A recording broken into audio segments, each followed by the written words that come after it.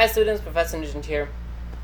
In this video we're going to talk about using the root mean square forecast error to construct forecast intervals.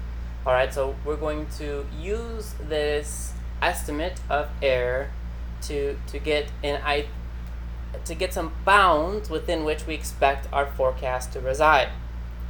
If UT is normally distributed, then we can construct a 95% forecast interval.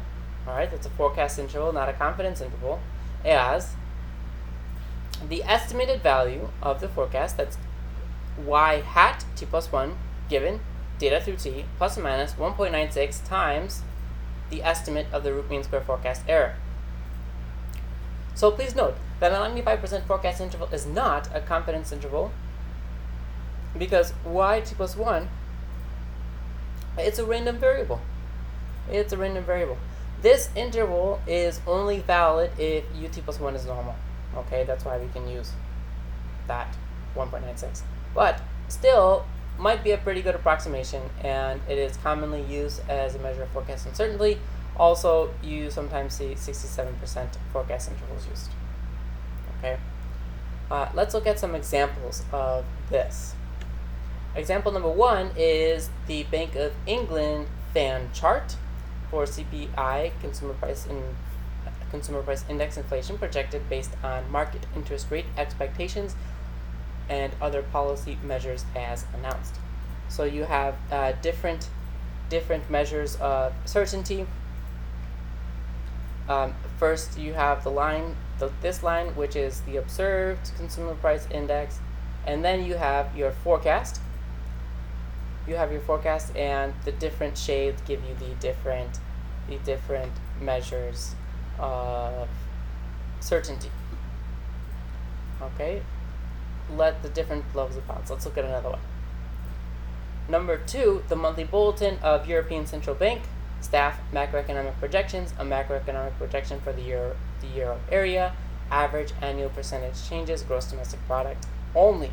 So 2018, 19, 2020, 2021, you have real GDP with the growth rate, the projections, and you have the interval. So for 2021, the projection was 1.5% growth with an interval of 0.5 to 2.5.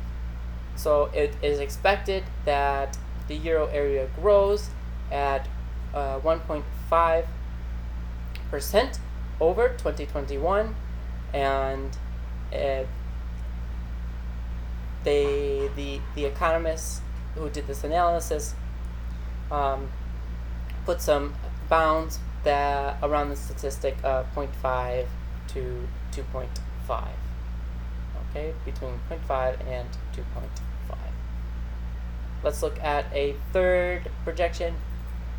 So here you have some Federal Reserve reports where they have the observed values, and then a range of projections.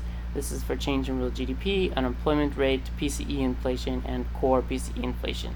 So they have the observed values, and then they come up with some range of values. They give you a median, a central tendency of projections, and range of projections for the values over the next 1, 2, and 3 years.